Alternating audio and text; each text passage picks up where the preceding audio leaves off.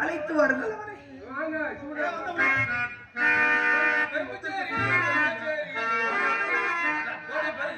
பிரம்மச்சேரி பிரம்மச்சாரி அழைக்க விடலாமா இந்த பொங்கலை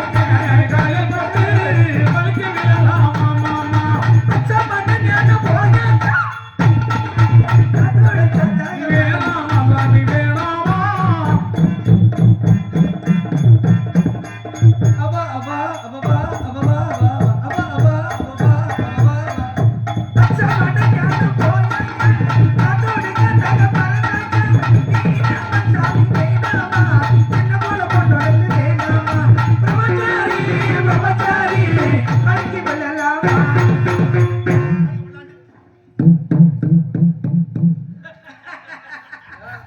விளையாட்டு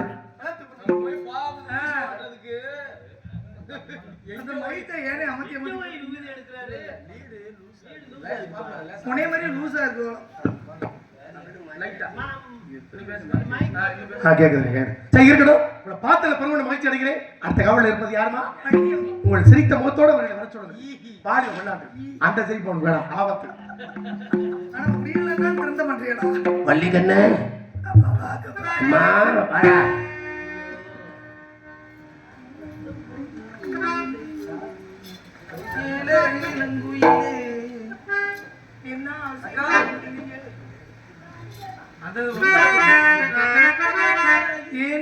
இளங்கிளி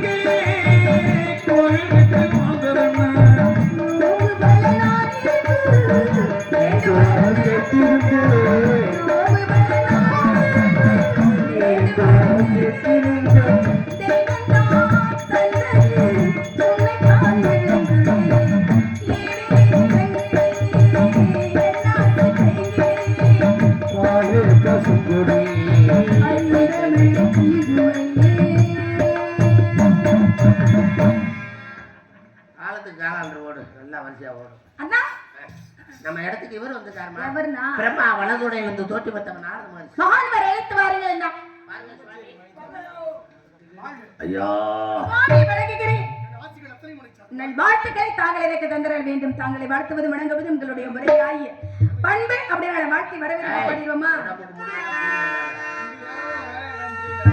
ராகவேணி ரமணா ரகுநாதா ராகவேணி ரமணா ரகுநாதா பார்க்கடல் வாசா ஜானகி நேசா பார்க்கடல் வாசா ஜானகி நேசா ஆடுவினே வர்மா ராகவேணி ரமணா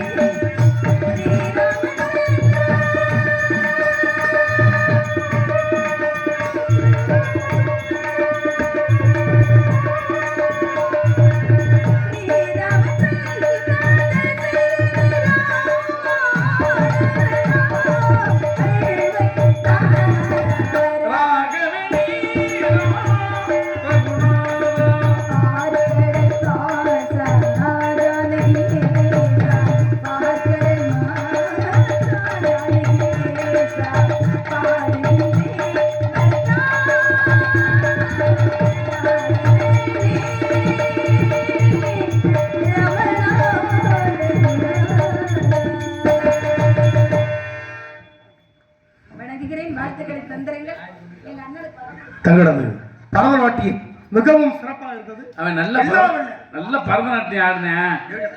அவனுக்கு இந்த கருவாழப்பழத்தவே பார்க்குவேன். உங்க உள்ள நாள் தேடி பார்த்துட்டே காலமே ரொம்ப சிறப்பாக இருந்தது. ஐயா அடடா அல்வா துண்டு இடுப்பு. சொல்லுங்க, தங்களுக்கு ஏதாவது வேணுமா? ஆசீர்வாதம் மொத்தம் எங்கே கிடக்குன்னு அந்த மசை அனுப்பு.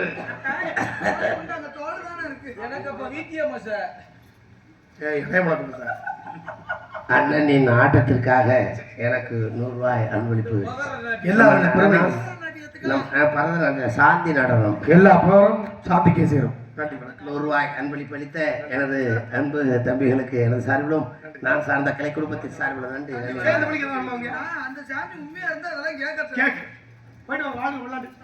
பெருமை உண்டாகட்டும். திருமணத்தை கும்படிக்கா தமிழ்கின்ற தேவமிரதத்தை வார்த்து எவ்வளவு மகள இன்னது மாடி பண்டாரம் ரொம்ப சிறப்பா இருக்கு.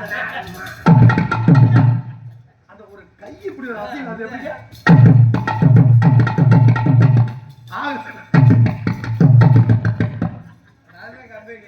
கை சொல்லுகிறது அந்த இடத்துல வைக்கிறது. அப்படிப்பட்ட பெருமை உண்டு. பேசக்கூடிய ஆட்டமத்திகளே பெருமையான பெண்மகையே நான் உனக்கு தரக்கூடிய வாத்து எப்பேற்பட்ட பெருமையோடு இருக்கிறது கூட்டம் யாராவது பார்த்தா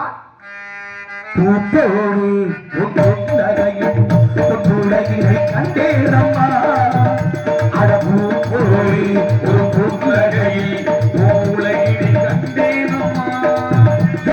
கண்ணே கண்ணு அணிகை அழகுயிரே உயிரே ஒரு நீகி ஒரு போலே ஒரு புன்னகை உன்னன் புலகினை கண்டேனம்மா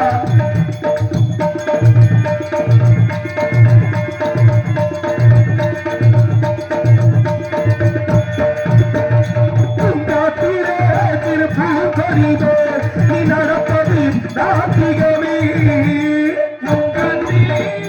பூங்கொடி போல் நீ நடப்பது நாட்டியமே அம்மா மூக்கிலே தரும் சங்கீதம் போல் பிரிப்பது நாட்டிகமே அன்புக்கு நூறு ஆசைக்கு நூறு சுத்துக்கள் தூக்கி காட்டாதே என்னாகும் நீ பாடாதே ஒரு புன்னகை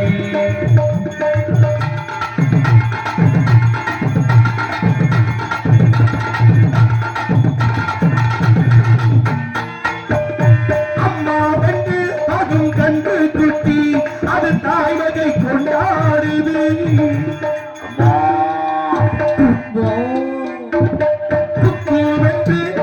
சின்ன குயில் குழந்தைக்கு சோர்க்குது எங்கோடு பாதம் இந்தாரும் போல் கண்ணோடு நேசம் ஆராதுமே பார்வகளே அழகுகிரி ஒளி நீங்கே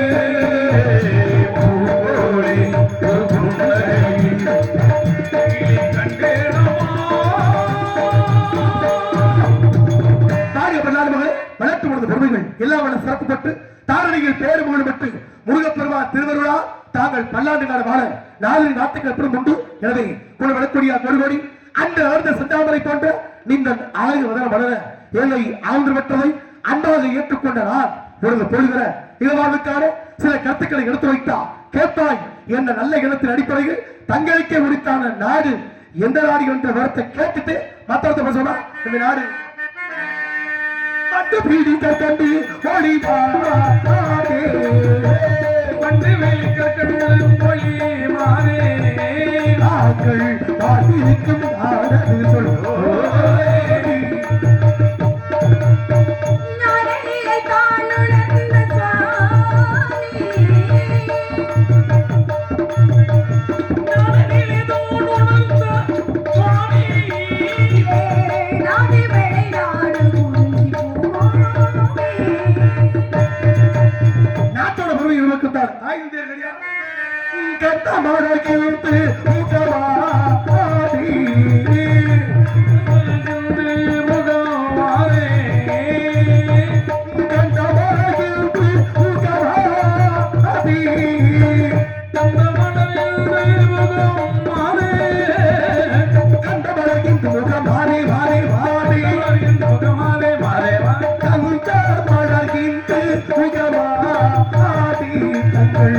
தந்தைக்காகி பேரோ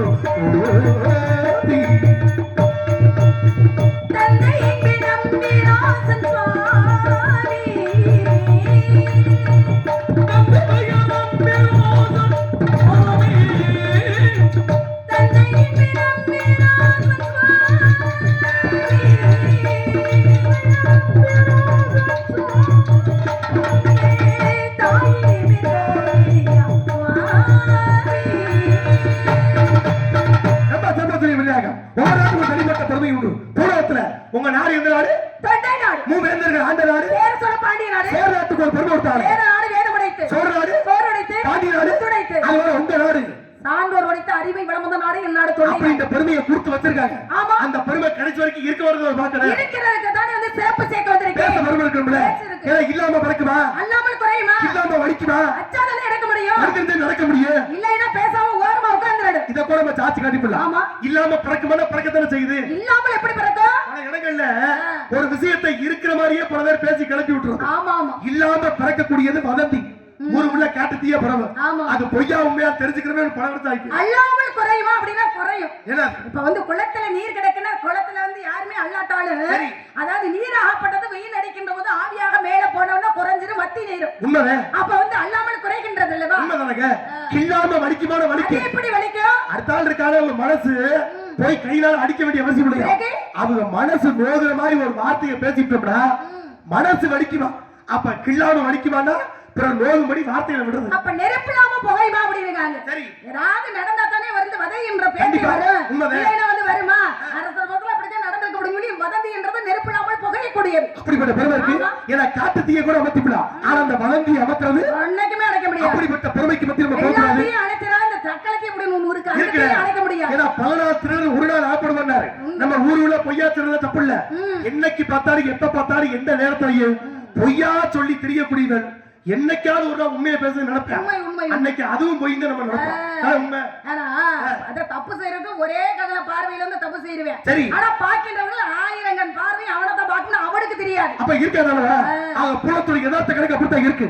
இருக்கிறது எதுவோ அதை திறம்பட வைத்துக் கொண்டு நல்லதை கொண்டு நல்லதை செய்ய அப்படின்னுக்காங்க. அப்படிப்பட்ட பெருமை உண்டு. எல்லாருக்கும் தனிப்பட்ட பெருமை உண்டு. தவத்துக்கு ஒருவர், தமிழுக்கு இருவர், குணத்துக்கு மூவர், சமத்துக்கு நால்வர், சகலத்துக்கு 5 பேர், சுரங்கள் 6, சுரங்கள் 7, திக்குகள் 8, கிழங்கள் 9. இப்ப 9க்கு இப்ப வந்து 9 ஆரம்பத்துல 7 இருந்தது. ஆனா பசி வந்தா 10 பறந்து போய்விடும். மனுஷ வாழ்க்கையில பசின்னு வந்தா மட்டுமே எல்லாத்தையுமே மறந்து விடுவோம் அல்லவா? ஏன் பசி வந்தா 10 மறக்க நினைக்கிறிய? பசி மட்டும் வந்துருச்சுன்னா படிச்சாலா படிக்காதாலா எந்த குணம் எந்த இடம் என்ன தேவை ஏழையா பணக்காரனா ஏற்றம் என்பது எதுவும் தெரியாதா?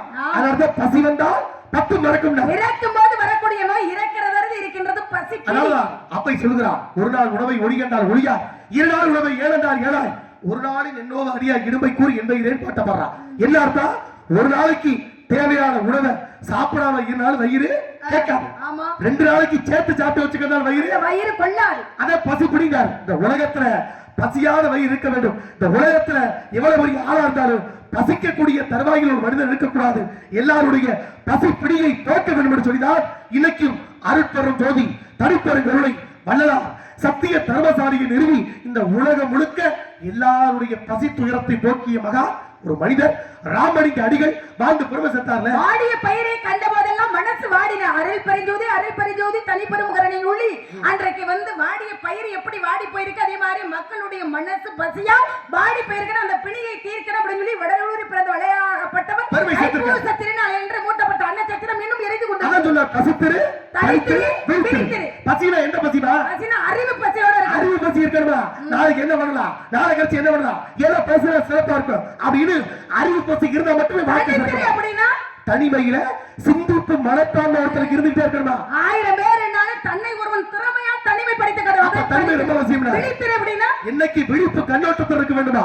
பாக்கியில வருங்கால சந்ததிகள் இனி அடுத்த தலைமுறைக்கு எப்படி கருத்தை கொண்டு வரலாம், அடுத்த தலைமுறைக்கு என்னத்தை கொடுத்து செல்லணும், விழிப்பு கண்ணோட்டம் இருந்தால் வாழ்க்கை சிறக்கும். ஆபத்து வருவரும் வழி அப்படி இருந்தா தான் நல்லது. இல்லைன்னா வழி எல்லாம் ஆபத்து வந்த பின்னாடி நம்ம வந்து அணை போட்டா நல்லா இருக்குமா? வருமணி காவாதான் வைத்து எரிமணி வைத்து தூர்போல் வெள்ளம் அப்படி வெள்ளம் வெள்ள வர்றதுக்கு அணைய போட்டா பெருமைட்டீங்க. இப்ப சொன்னீங்க பாத்தீங்களா? பசுத்திர முதலெடுத்து பானா, தரித்திர முதலெடுத்து விழித்திர முதலெடுத்து மூணையும் சேர்த்தவனா பதவி பதவி வரும்பொழுது தேவை. பணிவு என்பது தேவை. பணிவு இருந்தா மட்டும் போதுமா? கொஞ்சம் துணிச்சல் தேவை. அப்ப துணிவும் பணிவும் சேர்த்து எவன்ட்ட இருக்குதோ அவன் தான் பாக்கி உயர்ந்தெடுத்து போயிட்டு பதவியும் காப்பாற்றப்பட இல்லைன்னா வேற மாதிரி ஆயிடும்ல. இன்னைக்கு பெருங்கொண்ட தலைவர்களுடைய சிலைகள்லாம் பாத்தீங்கன்னா இப்படி விரல நீட்ட மாதிரி இப்படி இருக்கும். இப்படி சிலை வச்ச மாதிரி. இப்படி எதுக்கு இப்படி ஒரு சிலை வைக்கிறாங்க? ஒரு அழகுக்காக நம்ம இப்படி வைக்கிறோம். அப்படி இல்லையா? இல்ல இல்ல. எதுக்கு இப்படி விரல காட்டபடி ஒரு சிலை இருக்குதா? அடுத்தவனை பார்த்து ஒருவரது குற்றவாளி, அவன் தவறானவன், அவன் நோக்க சரியில்லை அப்படின்னு சொல்லாத.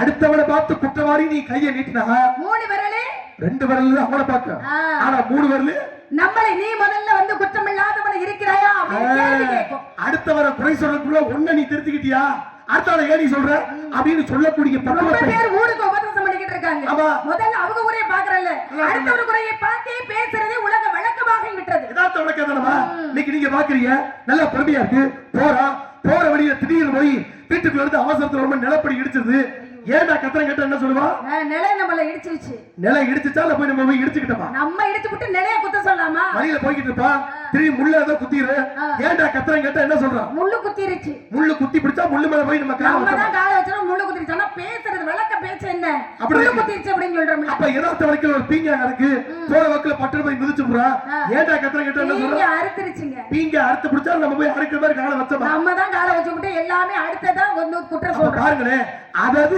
அங்கங்கதான் இருக்கு சில பேர் சொல்லுவாங்க ஆப்பெல்லாம் அங்கங்க தெரியாத இருக்கு நம்மளா போய் தேடி போய் இடத்தை பார்த்து சரியா உட்கார்ந்துக்கிறோமா இப்ப பாருங்களே படித்த வந்து நம்ம வந்து ஆட்டம் போட்டுட்டு இருக்கோம் அந்த படிக்கக்கூடிய நூலாகப்பட்டதை என்ன செய்யுது பேசாம அமைதியா தான் என்னைக்கு இருக்கு அமைதியா நான் தான் படிச்சு புட்டி அப்படி சொல்லி பெரிய சுத்தம் அமைதியா இருக்கு ஆனா படிச்சா ஆட்டம் போடுது பெரிய ஆட்டம் போடுது மதுபானம் பாருங்க மதுபானத்தை குடிக்கிறவங்க என்னமோ வந்து ஆட்டம் போடுறாங்க ஆனா பாட்டுல அமைதியா தான் இருக்கு போன எப்பயுமே அமைதியா தான் இருக்கு ஆனா தூக்கி ஒரு ஆளு ரொம்ப ஆட்டம் போடுறாங்களே அவரு ஆட்டம் ஆட்டம் போடுவாங்க வந்து அளவோட இருக்கணும் ரொம்ப ஆடிட்டா வந்து எல்லாத்தையும் கவுத்து விட்டு போயிருமே அப்படிப்பட்ட பொருளை அதான் நிறைகுணம் என்பது என்னைக்குமே வந்து நிறைகுணம் என்ன அது செய்யும் தடுப்பாம போயிட்டே இருக்குமா அப்ப குறைகுணம் என்பது அது கூத்தாடிக்கிட்டே போயிட்டு காலி குடம் பாக்குறதுக்கு நிறைய இருக்கு ஆனா அப்ப நிறைய இருக்கிற மாதிரி தெரிஞ்சுக்கிறேன் அப்ப என்ன அர்த்தம் பல விஷயம் நம்ம தெரியல இருக்க மாதிரி காட்டிக்கிட்டே போற பாத்தீங்களா அந்த காட்டுதல் ஒரு நேரம் பயன்படும் தவிர எல்லா இடத்தையும் பயன்படாது அதிர்ஷ்டம்ன்றது எப்பாவது ஒரு சமயம் கை கொடுக்க தவிர எல்லா இடத்தையும் கொடுக்க மாட்டா முடியாது வாய்ப்பு என்பது ஒரு முறை வரும் உண்மைதான். வாய்ப்பை பயன்படுத்த தெரிகிறவனே திறமையாளியாக வாழ அப்ப முடியும் எவ்வளவு பெரிய ஆட்களுக்கும்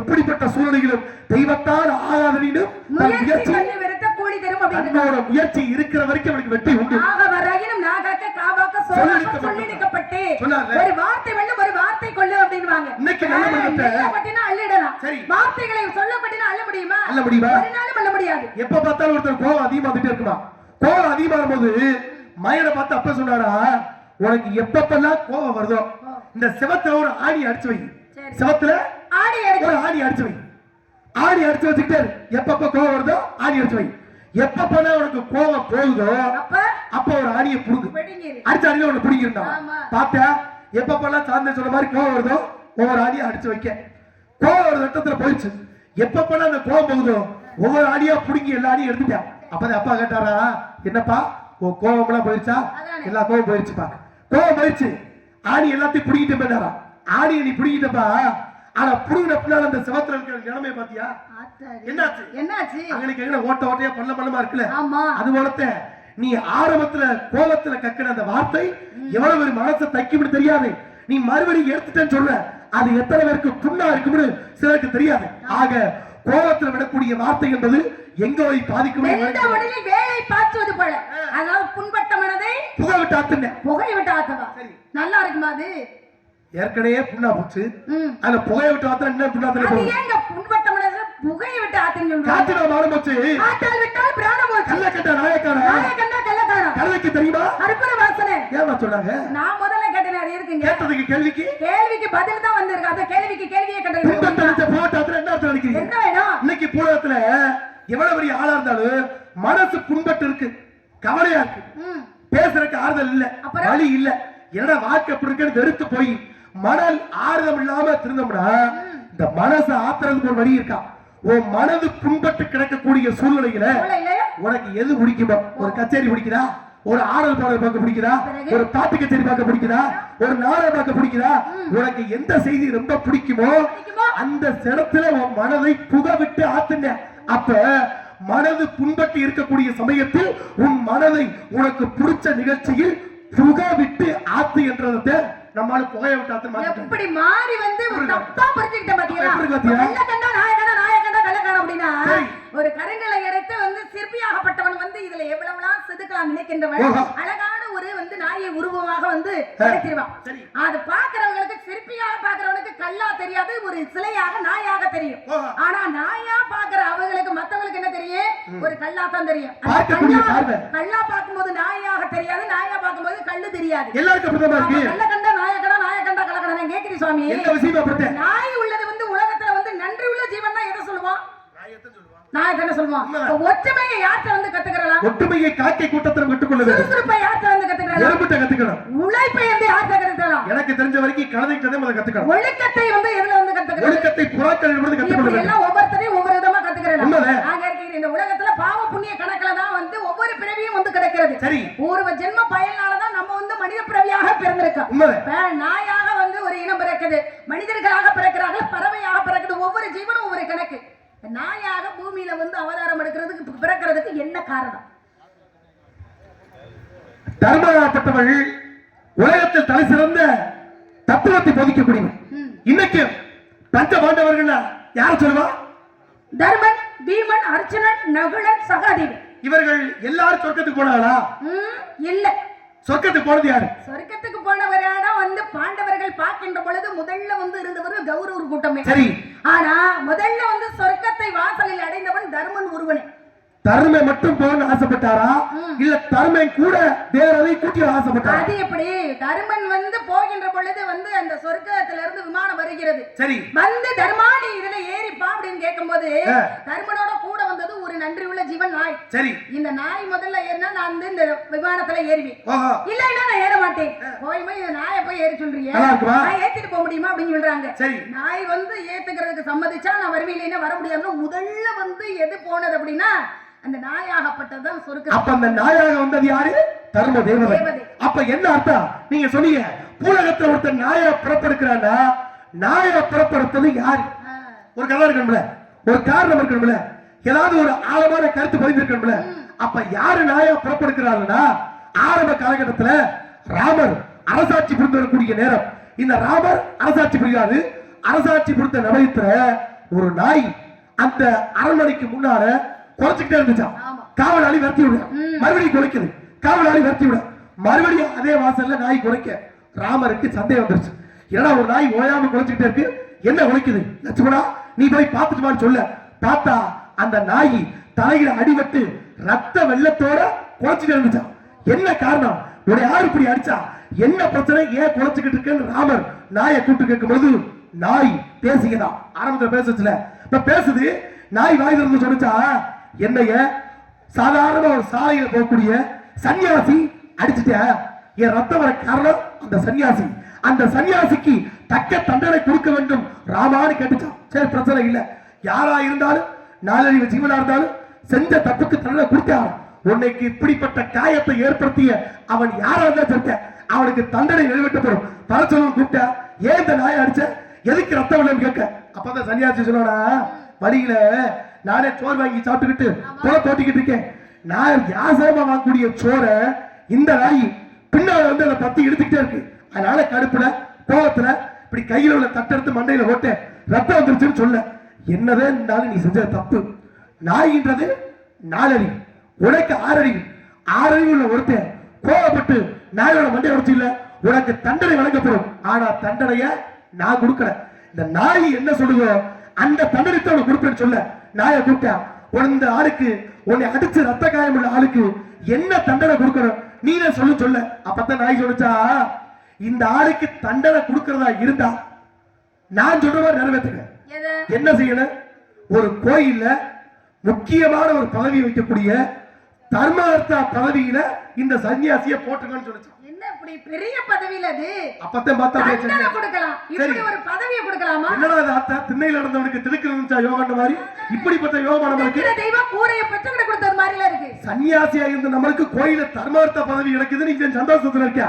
அப்பதான் ராமர் பார்த்தாரா, பக்கத்துல இருந்த ஆள்ல கேட்டாரா, என்னடா நாய் அடிச்சு மண்டையை உடைச்சு விட்ட, நாய்கிட்ட என்ன தண்டனை கொடுத்தா தர்மார்த்த பதவி கொடுக்குறாரு, இது தண்டனையா? அவனுக்கு வரம் தானே, இதை போய் தண்டனை எப்படி ஏத்துக்க முடியும் அப்படின்னு கேட்க. அப்பதான் சுத்தி உள்ள ஆட்களா ராமர் சொன்னாரா, ஏன் இந்த பதவி கொடுத்து நாய்க்கே போய் கேளு சொல்ல. நாயை கூப்பிட்டு கேட்டாரா, எதுக்கு அந்த ஆளுக்கு தர்மார்த்த பதவி கொடுத்தேன்னு கேட்க. அப்பதான் அந்த நாய் சொல்லிச்சா, இல்லங்கய்யா கோயில்ல கோயில் நிர்வாக பொறுப்பை பார்க்கக்கூடிய ஆளு எப்படியாவது ஏதாவது ஒரு சூழ்நிலையில கோயில் காசை தின்னாம இருக்க முடியாது. தெரியாம கூட தின்னுடுவாங்க. அப்படி கோயில் காசை தெரியாம தின்னாலும் தெரிஞ்சு தின்னாலும் அவர்கள் அடுத்து எடுக்கக்கூடிய பிறப்பு நாயோட பிறப்பு. என்ன பிறப்பு? நாயோட பிறப்பு. அப்ப கோயில் காசை யார் தின்னாலும் அவர்களுக்கு நாய் பிறப்பு கிடைக்கும். அதனால அவனுக்கு தர்மார்த்த பதவி கொடுத்து, அதனால அவன் மறுபிறப்புல நாயா பிறக்க வாய்ப்பு இருக்குன்னு சொல்ல. அது எப்படி இவ்வளவு சரியா சொல்ற? நாயா தான் பிறப்புக்குன்னு அப்படின்னு இந்த நாய்ட்ட கேட்கும் நீ சொன்ன மாதிரி அவர் கேட்டிருக்காப்ல. கேட்பாங்க. கோயில் சொத்தை எடுத்து தின்னா அடுத்த பிறப்ப நாயா பிறப்பான்னு உனக்கு எப்படி தெரியும் சொல்ல.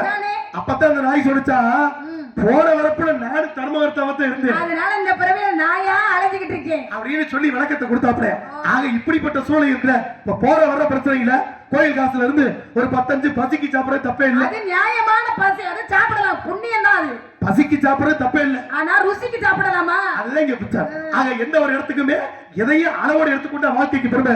அளவுக்கு மீறி எடுக்கும் பொழுது அமிர்தமாக நஞ்சாக மாறி பெருமை இருக்குல்ல.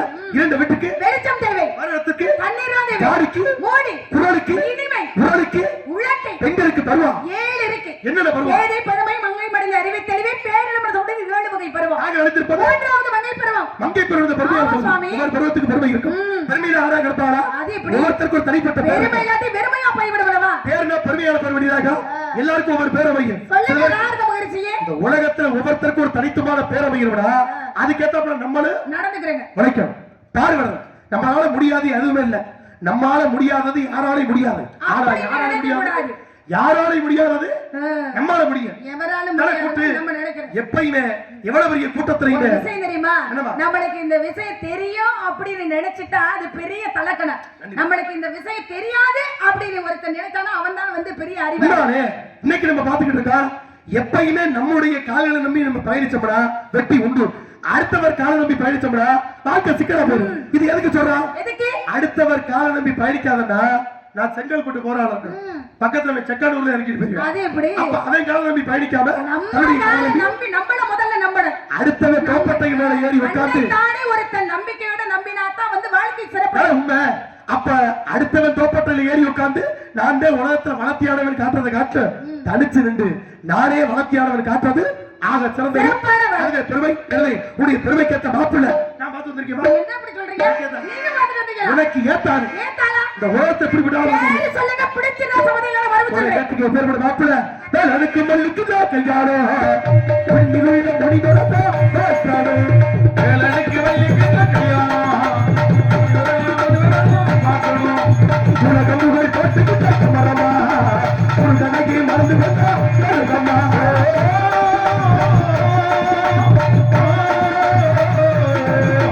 கல்யாணமா கல்யாணம் பள்ளி பண்ணுக்கு கல்யாணம் கல்யாணமா கல்யாணம் பள்ளி பண்ணுக்கு கல்யாணம் எனக்கு பள்ளிக்கு தான் கல்யாணம் உள்ள மொழிகளா பேசாளோ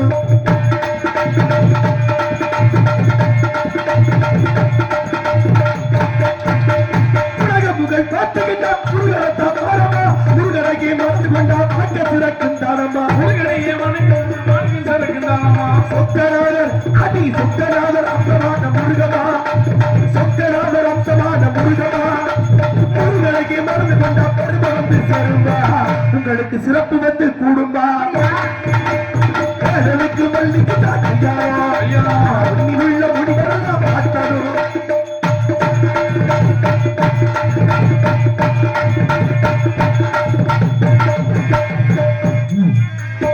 மாப்பிள்ளை காய்க்கு நாட்டுக்குள்ள பாரு உங்க குடி முருகனையே உலக்கியத்த ஆளு உலக்கியத்த ஆளு மாப்பிள்ளை காய்க்கு நாட்டுக்குள்ள பாரு உங்க குடி முருகனையே உலக்கியத்த காடு திருமணத்தை நடத்தி வைக்கும் பெருக முடிவை காரணமா